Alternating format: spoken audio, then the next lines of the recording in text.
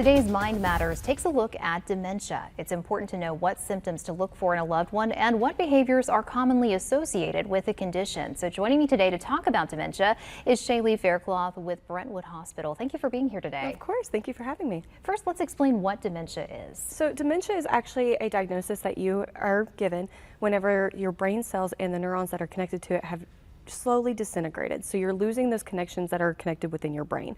It's something that can be diagnosed through brain scans, but there are a lot of symptoms that come with it. So there's not a cure, unfortunately, for it. We hope there will be one day, but unfortunately this time there isn't. So it's a diagnosis of whenever those neurons and those connections are actually being broken and no longer there. What are some of the symptoms that people can be on the lookout for in their loved ones or even in themselves? Of course. So one of the best analogies I always like to utilize is whenever our brains are overwhelmed, we sometimes start to think, oh my goodness, I may have dementia, those types of things. But in reality is, if you're ever driving down the road and the radio is on, you have to turn it down to see better. It's one of those connections of my brain is overwhelmed. That's not dementia. That's just us in our daily basis of being overwhelmed.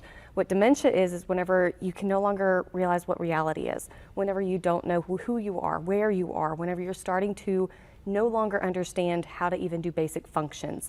That is the symptoms of dementia. And a lot of things that can come with that is aggression or depression. And it's very difficult for those with the dementia diagnosis sometimes to even deal with the depression that comes with it, because let's face it, you've just been diagnosed with something that is not curable. It's something that is going to be with you forever, but there's ways to manage it and there's ways to still see the light even when you have something like that. So some of the things that we always look for is the aggression part of things. A lot of times you can have medical diagnoses too that also exacerbate those things. One of the things we always look for is such as a UTI. A UTI is very common in the older generations, and it can actually exacerbate a lot of those behaviors that come with dementia, such as aggression.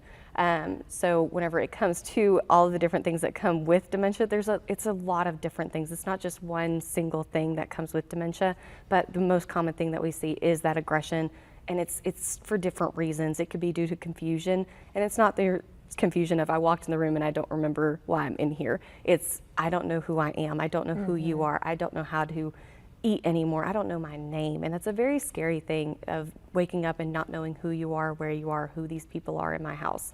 So those are some of the common things that come with dementia. And you have to have a lot of patience when you're dealing with someone who may not realize that they have the diagnosis and may not recognize what's going on with them. So what are some do's and don'ts of what we need to do? Of course. So patience is the biggest thing. Having a lot of patience, a lot of grace, and a lot of empathy. You can't just sit there and say, oh, you should know how to do these things, especially with someone with dementia. You have to have that patience and understanding. And one of the biggest things that I will never do with someone that has dementia is lie to them. I'll never lie to them.